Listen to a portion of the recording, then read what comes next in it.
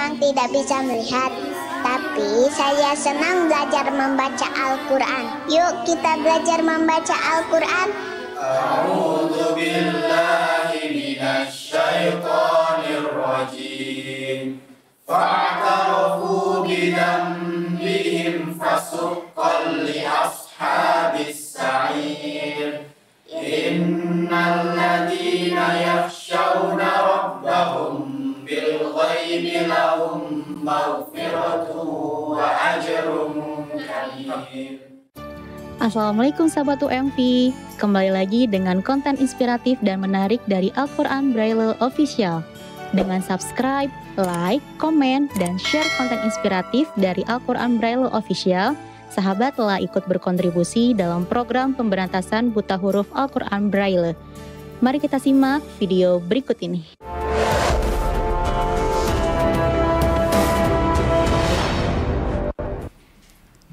Bismillahirrahmanirrahim. Assalamualaikum warahmatullahi wabarakatuh. Alhamdulillahirabbil alamin. Wassalatu wassalamu ala asrofil anbiya'i wal mursalin wa ala alihi washabihi ajmain. Asyhadu an la ilaha illallah al-malikul haqqul mubin wa asyhadu anna Muhammadan abduhu wa rasuluhu shadiqul wa'adil amin. Allahumma sholli wa sallim wa ala alihi wa ashabihi ajmain. Alhamdulillahirabbil alamin. Sahabat UMV, selamat bertemu kembali di podcast Membuka Mata Hati edisi Mengobrol Bareng. Di kesempatan hari ini bersama saya Wiwin Widaningsih, kita akan membahas tentang cara membangun sikap positif dalam diri kita. Nah, kali ini kita akan akan sharing dengan partner saya, yaitu Teh Ayani. Assalamualaikum Teh Ayani. Waalaikumsalam warahmatullahi wabarakatuh, Teteh. Gimana nih, sehat? Sehat ya, alhamdulillah. Meskipun tenggorokan agak sedikit gatal gitu ya. Iya, betul, Teh. Karena lagi musim musim hujan juga. Iya, betul. Lagi musim hujan juga, lagi memang kondisinya cuacanya juga nggak menentu ya, Teh. Betul sekali, cuacanya lagi nggak menentu, jadi kondisi badan juga drop gitu kan, kalau misalnya nggak bisa menjaga imunitas tubuh. Betul. Saya juga perform sebentar, tiba-tiba serak.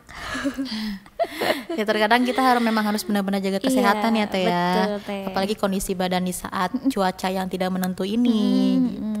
Nah ini Teh, kita akan membahas tentang cara membangun sikap positif ya, Teh. Iya, cara dalam membangun diri sikap kita. positif. Nah, menurut Teteh sepenting apa sih membangun sikap positif? Membangun sikap positif. Oke, sikap sendiri itu ya, sikap kita dalam membangun hal-hal positif dalam diri kita.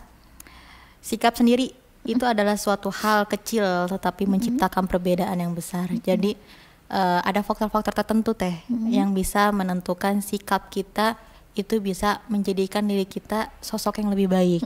Ada faktor-faktor yang memang mendukung hal-hal itu, karena untuk meraih impian itu sekitar 85% itu adalah dari sikap kita, Teh. Gitu. Dari sikap kita. 15%-nya itu adalah dari teknik kita, teknik ataupun skill kita yang kita miliki. Jadi untuk meraih suatu kesuksesan itu memang pendukung paling besar itu adalah sikap kita. Iya, betul. Apalagi didukung dengan sikap-sikap yang positif.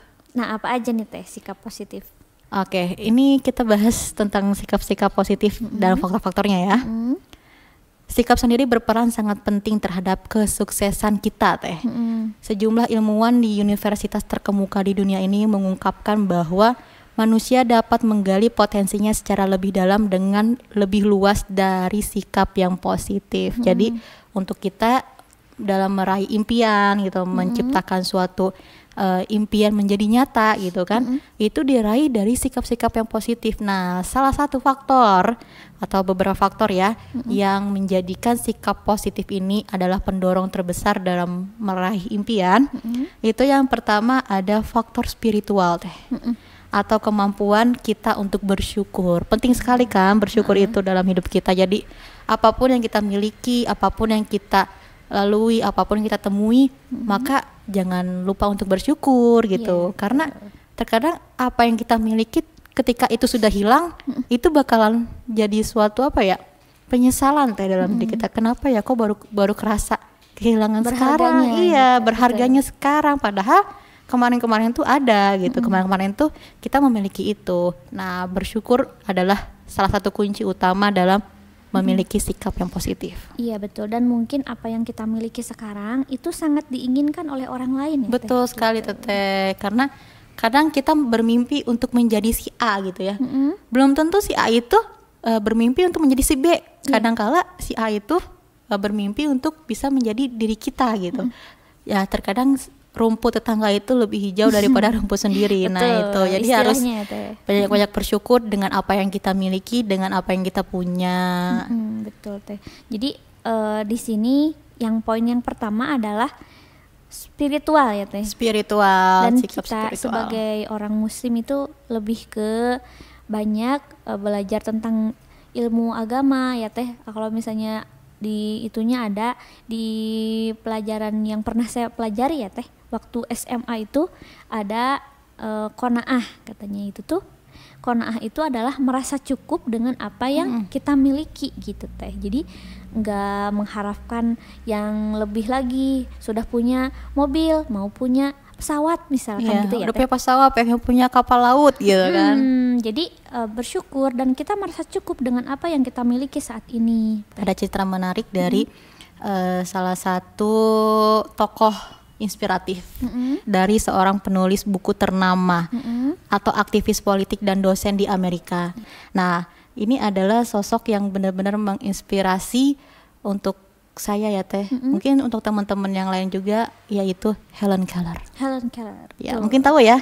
Iya. Nah, mungkin tahu sosok Helen Keller ini karena meskipun dia dari usia 19 bulan sudah kehilangan indera pendengaran dan indera penglihatan, ternyata dia ada cara-cara tersendiri Teh untuk meraih dan membuktikan bahwa dia bisa meraih impiannya. Gitu.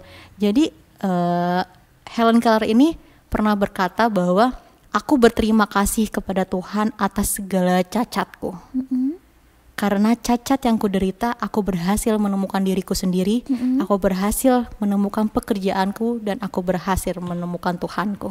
Masya Allah. Masya Allah. Coba bayangkan teman-teman, seorang Helen Keller aja bisa membuktikan bahwa dirinya itu bisa berhasil gitu kan. Betul. Terus kita yang masih memiliki banyak kesempatan nih dalam hidup, kenapa kesempatan itu disia-siakan gitu. Dan kita mempunyai panca indera yang lebih ya Teh daripada Helen Keller kan ya Teh? Betul, Kayak alhamdulillah. misalnya nih saya tunanetra, tapi kan masih bisa berbicara, masih bisa mendengar. Kalau Helen Keller melihat tidak bisa, Iya, mendengar pun berbicara tidak bisa, mendengar pun tidak bisa gitu. Jadi kenapa kita tidak merasa apa ya Teh, tidak merasa termotivasi gitu ya dengan Helen Keller gitu. Jadi alhamdulillah, semoga sosok dari Helen Keller ini bisa menginspirasi teman-teman semua ya. Karena keterbatasan itu bukan menjadi suatu halangan dalam kita meraih suatu impian. Nah itu betul. Nah ini poin yang pertama itu adalah Spiritual. Iya. Ada lagi Teh? Ada dong. Ada apa? Poin yang kedua adalah aspirasi atau kemampuan kita menciptakan impian. Nah apa itu? Nah, kita punya aspirasi dalam diri gitu ya. Kita punya imajinasi untuk kita bagaimana nih bisa menciptakan sebuah impian yang ada di dalam pikiran kita menjadi nyata. Karena William Faulkner aja, seorang novelis peraih hadiah Nobel, mengatakan bahwa impikan dan bidiklah selalu lebih tinggi daripada apa yang Anda sanggup. Jangan hanya bercita-cita untuk lebih baik daripada pendahulu atau sesama Anda, tapi cobalah menjadi lebih baik daripada diri sendiri. Nah betul Teh. Jadi ini menarik ya Teh. Ketika kita menjadi lebih baik dari diri sendiri, dari diri kita sendiri. Misalnya berarti sekarang kita nih menjadi seperti apa, berarti besok harus lebih baik lagi dari sekarang untuk kita. Jadi jangan sampai kita itu membandingkan dengan orang lain, harus lebih baik nih dari si A, harus lebih baik nih daripada si B. Tidak, berarti kita itu harus menjadi lebih baik dari diri sendiri dari saat ini gitu ya Teh. Terkadang orang-orang itu lebih berpatokan kepada orang lain. Ya, betul. Ya kadang orang lain bisa ini, bisa itu. Kok kita nggak bisa gitu. Kita harus bisa lebih baik daripada orang itu. Dan kadang orang-orang seperti itu mereka tuh melupakan bahwa dia punya jalannya sendiri, dia punya caranya sendiri untuk menjadi lebih baik di versi dirinya sendiri gitu. Jadi yang dikatakan William Faulkner ini memang penting sekali kalau kita itu bisa menjadi lebih baik dari diri kita sendiri gitu. Istilahnya esok lebih baik dari hari ini dan hari ini lebih baik dari hari kemarin kan. Iya, betul. Jadi alhamdulillah buat teman-teman yang bisa mengaspirasi gitu kan, mengaspirasi keinginannya, mengaspirasi setiap impiannya dengan segala hal yang bisa membandingkan diri sendiri yang kemarin sama yang sekarang itu, insya Allah ini adalah sosok orang-orang yang memang mereka itu punya punya tekad dan punya niat untuk bisa berubah menjadi sosok yang lebih baik lagi. Betul. Jadi kita belajar untuk menjadi lebih baik dari diri sendiri ya, dari hari ini. Misalnya hari ini berarti besok harus lebih baik lagi nih. Betul. Gitu. Besok harus lebih baik. Misalnya kalau kita dalam berbusana gitu ya, berbusana kemarin mungkin ada yang belum setrika gitu kan, baju kusut gitu, kerudung kusut. Besok ya minimal baju rapi, harus lebih rapi ya? Iya sudah disetrika gitu kan, berarti kan lebih baik ya Teh ya. Penampilannya lebih baik daripada hari kemarin. Sikap pun sama. Mungkin kemarin kita lagi bad mood atau mungkin lagi nggak mau ngobrol sama orang karena kesel atau gimana gitu. Besok itu harus bisa sembuh. Lebih baik, itu sembuh bad moodnya itu karena kita hidup itu bersosialisasi dan memang bergantung kepada orang lain. Jadi kalau misalnya kita membandingkan diri kita kepada orang lain, terus gimana cara kita membandingkan diri kita dengan diri kita sendiri di saat kemarin? Kalau misalnya kita patokannya sama orang lain terus tanpa kita melihat bahwa kita itu sudah menjadi sosok seperti apa daripada diri kita yang kemarin. Terkadang orang tuh fokus ke sana padahal yang mereka harus rubah itu adalah dirinya sendiri yang lebih baik dari diri yang kemarin. Iya, betul. Jadi lebih baik dari hari kemarin, intinya gitu ya Teh. Betul sekali Teh. Jadi jangan sampai kita selalu membandingkan diri kita dengan orang lain. Oh, orang lain mungkin bisa A, kita tidak bisa yang itu. Misalkan kalau kita sudah berusaha semaksimal mungkin dan hasilnya tidak sesuai, mungkin insyaallah subhanallah, mungkin kita ada di bidang yang lain ya Teh. Betul dan sekali. Orang lain mungkin tidak bisa dengan bidang itu dan kita bisa di bidang itu gitu. Ya, contoh hal kecil kayak seperti ini Teh. Ketika seekor monyet disuruh berenang melintasi lautan gitu, dia bisa nggak? Enggak. Sekarang seekor ikan disuruh manjat pohon kelapa, dia bisa nggak? Enggak. Jadi memang setiap makhluk itu punya kepintarannya masing-masing di bidangnya gitu kan. Seorang penulis, tapi bisa nggak kalau misalnya dia menjadi seorang pencetus karikatur gambar atau misalnya pelukis hebat gitu? Mungkin bisa aja kalau misalnya dia punya niat dan tekad untuk memiliki beberapa kecerdasan gitu ya. Tapi terkadang memang orang itu lupa dengan fokus dirinya sendiri Teh.